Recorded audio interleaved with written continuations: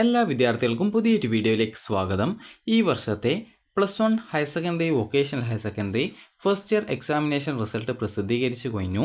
അപ്പോൾ ഇനി വിദ്യാർത്ഥികൾ ചോദിക്കുന്ന പ്രധാനപ്പെട്ട കാര്യമാണ് +1ൻ്റെ ഇംപ്രൂവ്മെൻറ്റ് പരീക്ഷ, അതായത് സേവർ ഇംപ്രൂവ്മെൻറ്റ് പരീക്ഷ എപ്പോഴാണ്, അതുപോലെ തന്നെ സേവർ ഇംപ്രൂവ്മെൻറ്റ് പരീക്ഷയ്ക്ക് എങ്ങനെയാണ് അപേക്ഷിക്കേണ്ടത്, അതുപോലെ നിങ്ങൾക്ക് +1 ജയിക്കാനായിട്ട് എത്ര മാർക്കാണ് വേണ്ടത്, അതുപോലെ തന്നെ നിങ്ങൾക്ക് മൂന്ന് സബ്ജക്റ്റുകളിൽ കൂടുതൽ നിങ്ങൾ തോറ്റിട്ടുണ്ടെങ്കിൽ അല്ലെങ്കിൽ ജയിക്കാനായിട്ട് ആവശ്യമായിട്ടുള്ള മാർക്ക് കിട്ടിയിട്ടില്ലെങ്കിൽ നിങ്ങൾ എന്താണ് ചെയ്യേണ്ടത്, അപ്പോൾ അങ്ങനെയുള്ള സബ്ജക്റ്റ് നിങ്ങൾക്ക് സേവ് അല്ലെങ്കിൽ ഇംപ്രൂവ്മെൻറ്റ് പരീക്ഷ എഴുതാൻ പറ്റുമോ, 3 വിഷയം ഇംപ്രൂവ്മെൻറ്റും അതുപോലെ തന്നെ 1 വിഷയം സേവ് എഴുതാൻ പറ്റുമോ എന്നിങ്ങനെ വിദ്യാർത്ഥികൾ ചോദിച്ചിട്ടുണ്ടായിരുന്നു. അപ്പോൾ ഈ ഒരു വീഡിയോയിൽ വിദ്യാർത്ഥികൾക്ക് +1 പരീക്ഷയിൽ ജയിക്കാനായിട്ട് എത്ര മാർക്ക് വേണം, അതുപോലെ തന്നെ +2ന് ജയിക്കുന്നതിനായിട്ട് എത്ര മാർക്ക് വേണം, അതുപോലെ തന്നെ +1ൻ്റെ സേവർ ഇംപ്രൂവ്മെൻറ്റ് പരീക്ഷയെക്കുറിച്ചുള്ള ഡീറ്റെയിൽസും, അതുപോലെ തന്നെ നേരത്തെ പറഞ്ഞതുപോലെ 4 സബ്ജക്റ്റുകളിൽ ജയിക്കാൻ ആവശ്യമായിട്ടുള്ള മാർക്ക് ലഭിക്കാത്ത വിദ്യാർത്ഥികൾ എന്ത് ചെയ്യും എന്നുള്ളതും ഈ ഒരു വീഡിയോ വഴി മനസ്സിലാക്കാൻ സാധിക്കുന്നതാണ്. അപ്പോൾ ഈ ഒരു വീഡിയോ എന്ന് പറയുന്നത് +1ൻ്റെ സേവർ ഇംപ്രൂവ്മെൻറ്റ് പരീക്ഷയെക്കുറിച്ചും +1ന് ജയിക്കാൻ വേണ്ട അല്ലെങ്കിൽ +2ന് ജയിക്കാൻ വേണ്ട ടോട്ടൽ മാർക്കിനെ കുറിച്ചുള്ള ഡീറ്റെയിൽസുകൾ നിങ്ങൾക്ക് ഈ ഒരു വീഡിയോ വഴി മനസ്സിലാക്കാൻ സാധിക്കുന്നതാണ്. അപ്പോൾ ഈ വർഷത്തെ +1ൻ്റെ സേവർ ഇംപ്രൂവ്മെൻറ്റ് പരീക്ഷ നടക്കുക 2026 മാർച്ച് മാസത്തിലാണ് ഉണ്ടാവുക. 2026 മാർച്ച് മാസത്തിലെ +1ൻ്റെ പബ്ലിക് എക്സാമിനേഷൻ്റെ കൂടിയായിരിക്കും നിങ്ങളുടെ +1ൻ്റെ സേവർ ഇംപ്രൂവ്മെൻറ്റ് പരീക്ഷ നടത്തുക. അപ്പോൾ അതുകൊണ്ട് തന്നെ വിദ്യാർത്ഥികൾ ശ്രദ്ധിക്കേണ്ടത്, ഈ ഒരു +1ൻ്റെ സേവർ ഇംപ്രൂവ്മെൻറ്റ് പരീക്ഷ മാർച്ച് മാസത്തിൽ +1 പബ്ലിക് എക്സാമിനേഷൻ്റെ കൂടെയാണ് നടത്തുക എന്ന് പറയുന്ന സമയത്ത് തന്നെ നിങ്ങൾ ശ്രദ്ധിക്കേണ്ടത്, നിങ്ങളുടെ +2 പരീക്ഷയുടെ ഇടയിലായിട്ടാണ് ഈ ഒരു +1ൻ്റെ ഇംപ്രൂവ്മെൻറ്റ് ഉണ്ടായിരിക്കുക. അതായത് നിങ്ങൾക്കിപ്പോൾ തിങ്കളാഴ്ച +2ൻ്റെ പരീക്ഷയാണെന്ന് വിചാരിക്കുക. അങ്ങനെയെങ്കിൽ ചിലപ്പോൾ ബുധനാഴ്ച ആയിരിക്കും +1ൻ്റെ ഇംപ്രൂവ്മെൻറ്റ് പരീക്ഷ ഉണ്ടായിരിക്കുക. അതായത് ഇടവിട്ട ദിവസങ്ങളിലായിരിക്കും ഈ ഒരു പരീക്ഷകൾ ഉണ്ടായിരിക്കുക. അപ്പോൾ അതുകൊണ്ട് തന്നെ വിദ്യാർത്ഥികൾ ശ്രദ്ധിക്കേണ്ടത്, നിങ്ങൾ +1ന് മാർക്ക് കുറവാണ് എന്ന് വിചാരിച്ച് ടെൻഷൻ അടിച്ചിട്ടൊന്നും ഇരിക്കേണ്ട ആവശ്യമില്ല. നിങ്ങൾ ശ്രദ്ധിക്കേണ്ടത്, നിങ്ങൾക്ക് മാർക്ക് കൂടുമെന്ന് പ്രതീക്ഷയുണ്ടെങ്കിൽ, അതായത് റീവാലുവേഷൻ കൊടുത്താൽ മാർക്ക് കൂടുമെന്ന് പ്രതീക്ഷയുണ്ടെങ്കിൽ ജൂൺ 10-ാം തീയതിക്ക് മുമ്പായിട്ട് തന്നെ റീവാലുവേഷനായിട്ട് കൊടുക്കുക. 500 രൂപയാണ് റീവാലുവേഷൻ ഫീസ്. നിങ്ങൾക്ക് മാർക്ക് കൂടിയിട്ട് 10% മാർക്ക് കൂടുകയാണെങ്കിൽ നിങ്ങൾക്ക് പൈസ റീഫണ്ട് കിട്ടും. അതായത് റീവാലുവേഷന് മുമ്പുള്ളതിനേക്കാൾ 80 മാർക്ക് സബ്ജക്റ്റിൽ 8 മാർക്ക് കൂടിയിട്ടുണ്ടായിരിക്കണം, അതോ അതിൽ കൂടുതൽ കൂടിയിട്ടുണ്ടായിരിക്കണം. അതുപോലെ തന്നെ 60 മാർക്കിൻ്റെ സബ്ജക്റ്റിൽ റീവാലുവേഷന് മുമ്പുള്ളതിനേക്കാൾ 6 മാർക്ക് കൂടിയിട്ടുണ്ടായിരിക്കണം. 6 അതിൽ കൂടുതലോ കൂടി കഴിഞ്ഞാൽ നിങ്ങൾക്ക് ഏത് സബ്ജക്റ്റാണോ 10% മാർക്ക് കൂടിയത് ആ ഒരു പൈസ നിങ്ങൾക്ക് റീഫണ്ട് കിട്ടുന്നതായിരിക്കും. അതുപോലെ തന്നെ വിദ്യാർത്ഥികൾ നിങ്ങൾക്ക് മാർക്ക് കുറഞ്ഞു എന്നൊക്കെ വിചാരിച്ച് ടെൻഷൻ അടിച്ച് ഇരിക്കേണ്ട ആവശ്യമൊന്നുമില്ല. നിങ്ങൾ ശ്രദ്ധിക്കേണ്ടത്, നിലവിൽ +2ൻ്റെ ക്ലാസ്സുകൾ ആരംഭിച്ചിട്ട് മാത്രമേ ഉള്ളൂ. അപ്പോൾ നിങ്ങൾ നന്നായിട്ട് പഠിക്കുക. എന്തെങ്കിലും സംശയമുണ്ടെങ്കിലും ടീച്ചറോടൊക്കെ ചോദിച്ച് നന്നായിട്ട് പഠിക്കുക. അങ്ങനെയെങ്കിൽ നിങ്ങൾക്ക് +1ന് മാർക്ക് കുറഞ്ഞാലും +2ന് നല്ല മാർക്ക് വാങ്ങിക്കാൻ പറ്റുന്നതാണ്. നിങ്ങളിപ്പോൾ എഞ്ചിനീയറിംഗ്, ഫാർമസി, മെഡിക്കൽ അലൈഡ് അല്ലെങ്കിൽ നീറ്റ് പരീക്ഷയൊക്കെ എഴുതാനായിട്ട്, അല്ലെങ്കിൽ ആർക്കിടെക്ചർ വിഭാഗം, അല്ലെങ്കിൽ നഴ്സിംഗ്, ഇതുപോലെ വിവിധ വിഭാഗങ്ങളിൽ അഡ്മിഷൻ നേടാനായിട്ട് ഉദ്ദേശിക്കുന്ന വിദ്യാർത്ഥികൾ ആണെങ്കിൽ +2ൻ്റെ മാർക്കാണ് വിവിധ വിഭാഗങ്ങളിലേക്കുള്ള അലോട്ട്മെൻറ്റിനായിട്ട്, അതുപോലെ അഡ്മിഷനായിട്ടൊക്കെ പരിഗണിക്കുന്നത്, അതുപോലെ റാങ്ക് ലിസ്റ്റ് തയ്യാറാക്കുന്നതിനായിട്ടൊക്കെ പരിഗണിക്കുന്നത്. അപ്പോൾ അതുകൊണ്ട് തന്നെ +1ന് മാർക്ക് കുറഞ്ഞു എന്ന് വിചാരിച്ച് ടെൻഷൻ അടിച്ചിരിക്കാതെ +2ന് നന്നായിട്ട് പഠിച്ച് കൂടിയ മാർക്ക് വാങ്ങിക്കുക. അതായത് ഒരു 80 മാർക്കിൻ്റെ സബ്ജക്റ്റിൽ നിങ്ങളൊരു 70 മാർക്ക് വാങ്ങിക്കുക. അതുപോലെ 60 മാർക്കിൻ്റെ സബ്ജക്റ്റിൽ ഒരു 50 മാർക്കെങ്കിലും വാങ്ങിക്കാനായിട്ട് ശ്രദ്ധിക്കുക. നിങ്ങളെക്കൊണ്ട് പഠിച്ചാൽ പറ്റുന്നതായിരിക്കും. അപ്പോൾ നിങ്ങൾ നന്നായിട്ട് പഠിക്കുക, നല്ല മാർക്ക് വാങ്ങിക്കുക. ഇനി നമുക്ക് +1ന് ജയിക്കാനായിട്ട് എത്ര മാർക്ക് വേണം എന്ന് നോക്കാം. അതിനു മുമ്പായിട്ട് +1ൻ്റെ സേവർ ഇംപ്രൂവ്മെൻറ്റ് പരീക്ഷയുടെ രജിസ്ട്രേഷൻ എപ്പോഴാണ് ഉണ്ടാവുക എന്ന് പറയാം. 2026 മാർച്ച് മാസത്തിലാണ് പരീക്ഷ ഉണ്ടാവുക എന്ന് പറഞ്ഞു. +1 പബ്ലിക് എക്സാമിനേഷൻ്റെ കൂടിയാണ് ഉണ്ടാവുക എന്ന് പറഞ്ഞു.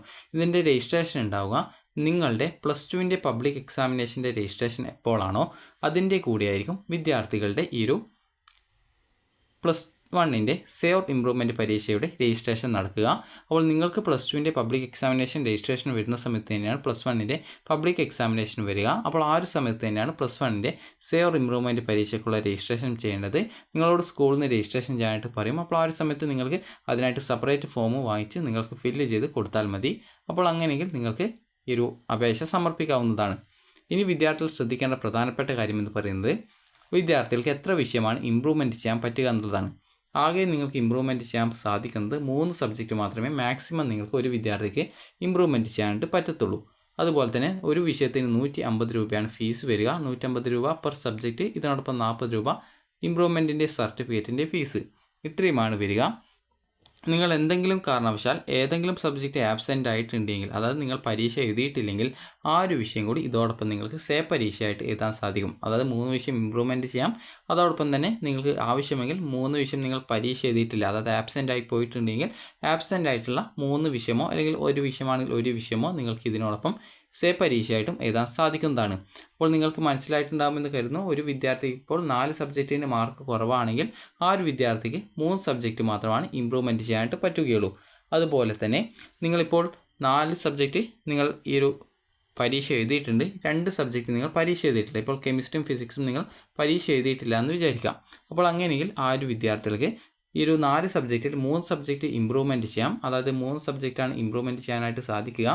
അതോടൊപ്പം തന്നെ 2 സബ്ജക്റ്റ് നിങ്ങൾ ആബ്സെൻ്റ് ആയതുകൊണ്ട് തന്നെ നിങ്ങൾക്ക് സേ പരീക്ഷ എഴുതാനും സാധിക്കുന്നതായിരിക്കും. അങ്ങനെ ടോട്ടൽ 5 സബ്ജക്റ്റ് നിങ്ങൾക്ക് സേ പരീക്ഷ സേയും അതുപോലെ ഇമ്പ്രൂവ്മെൻറ്റുമായിട്ട് നിങ്ങൾക്ക് ടോട്ടലായിട്ട് എഴുതാൻ പറ്റും. ഇതിന് സേ ആയാലും ഇമ്പ്രൂവ്മെൻ്റ് ആയാലും 150 രൂപയാണ് ഫീസ് വരിക.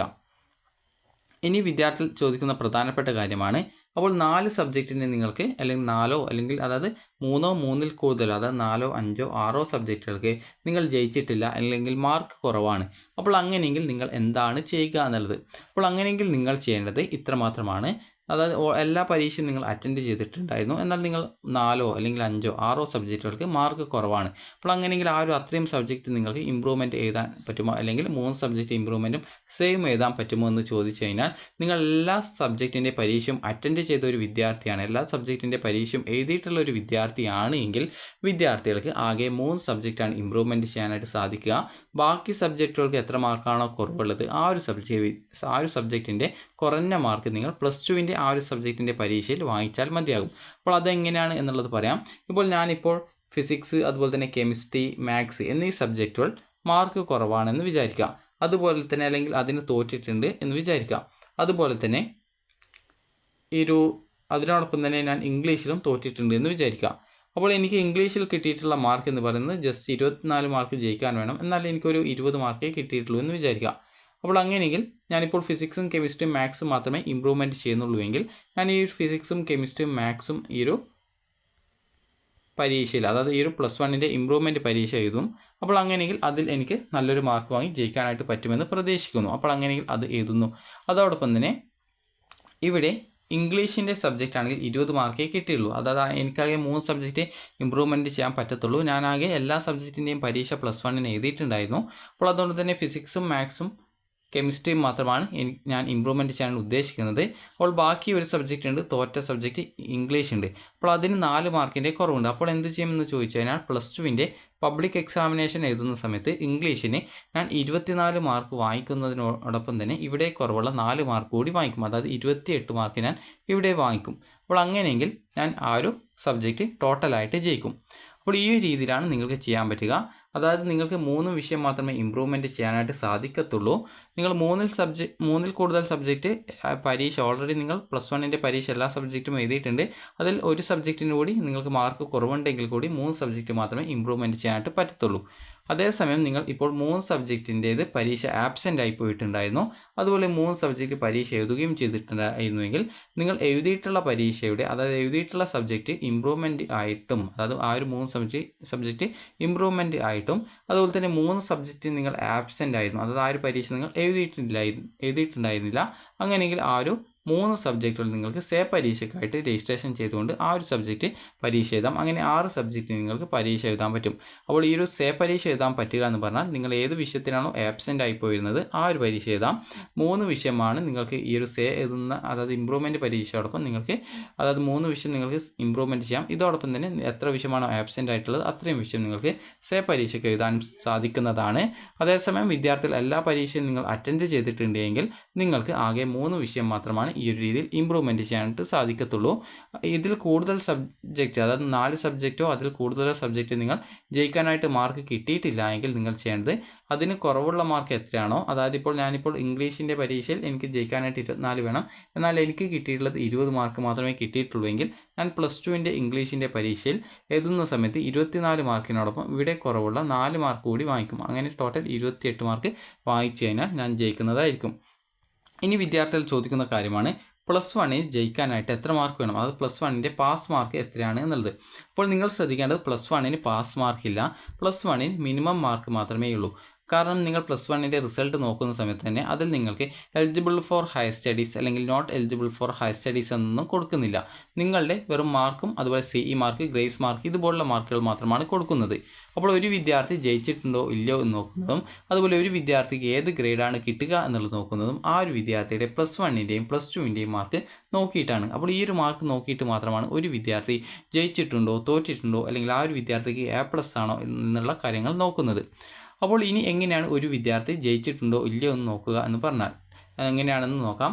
അപ്പോൾ ഒരു വിദ്യാർത്ഥിക്ക് പ്ലസ് വണ്ണിന് മിനിമം മാർക്ക് മാത്രമേ ഉള്ളൂ. അതായത് 60 മാർക്കിൻ്റെ സബ്ജക്റ്റിൽ നിങ്ങളൊരു 18 മാർക്ക് വാങ്ങിക്കണം. അതുപോലെ 80 മാർക്കിൻ്റെ സബ്ജക്റ്റിൽ നിങ്ങളൊരു 24 മാർക്ക് വാങ്ങിക്കണം എന്ന് മാത്രമേ ഉള്ളൂ. അപ്പോൾ ഈ ഒരു മാർക്ക് നിങ്ങൾക്ക് നേടാൻ സാധിച്ചിട്ടില്ല എങ്കിൽ നിങ്ങൾ ജസ്റ്റ് ഈ ഒരു മാർക്കിൽ എത്ര മാർക്കാണോ കുറവുള്ളത് ആ ഒരു മാർക്ക് നിങ്ങൾ അതിൻ്റെ പ്ലസ് ടുവിൻ്റെ പരീക്ഷയിൽ ആ ഒരു സെയിം സബ്ജക്റ്റിൽ നിങ്ങൾ എക്സ്ട്രാ കുറവുള്ള മാർക്ക് എത്രയാണോ അത് നിങ്ങൾ എക്സ്ട്രാ ആയിട്ട് വാങ്ങിച്ചാൽ മതി.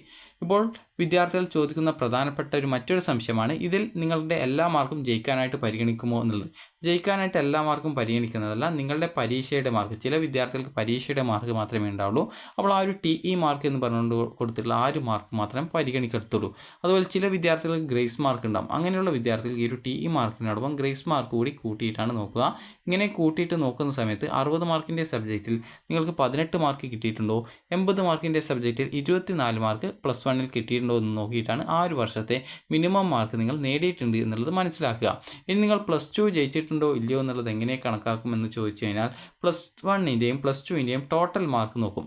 അങ്ങനെ പ്ലസ് വണ്ണിൻ്റെയും പ്ലസ് ടുവിൻ്റെയും ടോട്ടൽ മാർക്ക് നോക്കുന്ന സമയത്ത് 60 മാർക്കിൻ്റെ സബ്ജക്റ്റ് ആണെങ്കിൽ അതിൽ നിങ്ങൾക്കറിയാം ഒരു വർഷം 18 മാർക്കാണ് വേണ്ടത്. അപ്പോൾ 2 വർഷത്തെ കൂടി നോക്കുന്ന സമയത്ത് അതിൽ 36 മാർക്ക് നിങ്ങൾക്ക് TE മാർക്കിനെത്തലോ അതല്ലെങ്കിൽ ചില വിദ്യാർത്ഥികൾക്ക് ഗ്രേസ് മാർക്ക് ഉള്ളത് കൊണ്ട് തന്നെ TE മാർക്കിനോടൊപ്പം തന്നെ ഗ്രേസ് മാർക്കും ഉൾപ്പെടെ ടോട്ടൽ കൂട്ടിയിട്ടാണ് നോക്കുക. അപ്പോൾ ഇങ്ങനെ നോക്കുമ്പോൾ 60 മാർക്കിൻ്റെ സബ്ജക്റ്റിൽ നിങ്ങൾക്ക് ആദ്യ വർഷം 18 മാർക്ക് വെച്ചിട്ടോ അതല്ലെങ്കിൽ ടോട്ടൽ 2 വർഷത്തെ അതായത് പ്ലസ് വൺ പ്ലസ് ടുവിൻ്റെ TE മാർക്കോ അല്ലെങ്കിൽ TE മാർക്കും ഗ്രേസ് മാർക്കും കൂട്ടുന്ന സമയത്ത് 36 മാർക്കോ നിങ്ങൾക്ക് കിട്ടിയിട്ടുണ്ടോ എന്ന് നോക്കും. അതുപോലെ തന്നെ 80 മാർക്കിൻ്റെ സബ്ജക്റ്റ് ആണെങ്കിൽ അതിൽ നിങ്ങൾക്ക് ഒരു വർഷം 24 മാർക്ക് ആണ് വാങ്ങിക്കേണ്ടത്.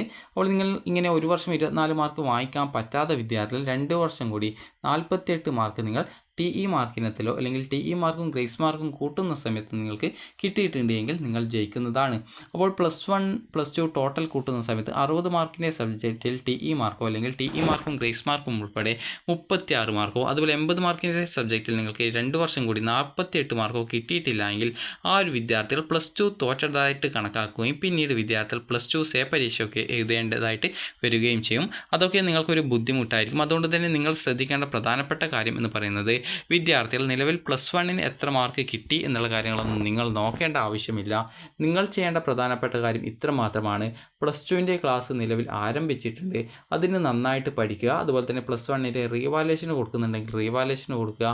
അതുപോലെ തന്നെ നിങ്ങൾ പ്ലസ് ടുവിന് നന്നായിട്ട് പഠിച്ച് നല്ല മാർക്ക് വാങ്ങിക്കുക. കാരണം അതുപോലെ പ്ലസ് വണ്ണിൻ്റെയും പ്ലസ് ടുവിൻ്റെയും മാർക്ക് നോക്കിയിട്ടാണ് നിങ്ങൾക്ക് A+ കിട്ടിയിട്ടുണ്ടോ ഇല്ലയോ എന്നത് നോക്കുന്നത്. നിങ്ങൾ പ്ലസ് വണ്ണിൻ്റെ A+ നോക്കുന്ന സമയത്ത് നിങ്ങൾക്ക് ഈ ഒരു ജയിക്കാനായിട്ട് നിങ്ങളുടെ TE മാർക്കും അതുപോലെ തന്നെ ചില വിദ്യാർത്ഥികൾക്ക് TE മാർക്കിനോടൊപ്പം ഗ്രേസ് മാർക്കും ഉൾപ്പെടെയാണ് നോക്കുന്നത് എന്ന് പറഞ്ഞു.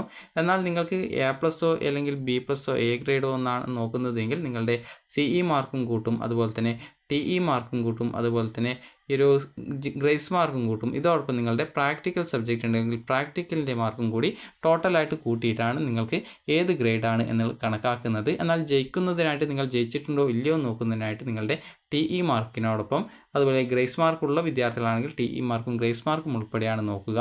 അപ്പോൾ വിദ്യാർത്ഥികൾക്ക് പ്ലസ് ടുവിൻ്റെ സേവർ ഇംപ്രൂവ്മെൻറ്റ് പരീക്ഷയ്ക്ക് അതായത് നിങ്ങൾക്ക് രജിസ്ട്രേഷൻ എപ്പോഴാണ് ഉള്ളത്, എങ്ങനെയാണ് രജിസ്ട്രേഷൻ ചെയ്യേണ്ടത് എന്നുള്ള കാര്യങ്ങളൊക്കെ മനസ്സിലായിട്ടുണ്ടാകും. അതുപോലെ തന്നെ ജയിക്കാനായിട്ട് എത്ര മാർക്കാണ് വേണ്ടത് എന്നുള്ള കാര്യങ്ങളൊക്കെ നിങ്ങൾക്ക് മനസ്സിലായിട്ടുണ്ടാകുമെന്ന് കരുതുന്നു. അപ്പോൾ വിദ്യാർത്ഥികൾക്ക് ഈ ഒരു വീഡിയോ ഉപകാരപ്രദമായിട്ടുണ്ടെങ്കിൽ ലൈക്ക് ചെയ്യുക, ഷെയർ ചെയ്യുക. Thank you for watching.